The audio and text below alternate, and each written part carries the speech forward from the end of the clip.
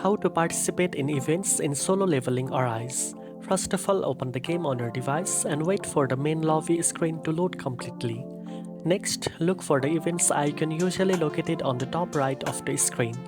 Tap on it to open the events menu where you will see all the currently active events including seasonal event, limited time challenges and special missions.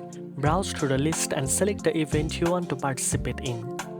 Each event will have specific objectives such as completing dungeons, defeating bosses, collecting items, or participating in daily activities. Read the event details carefully to understand the rules, requirements, and rewards.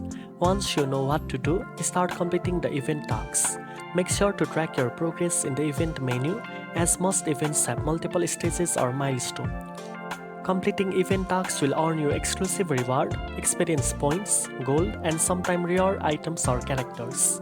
Remember to participate regularly and complete all available event objectives before the event ends. Now you know how to participate in events in solo leveling Arise. If you found this video helpful, don't forget to like, share, and subscribe for more gaming tips. Thanks for watching, and I'll see you in the next one.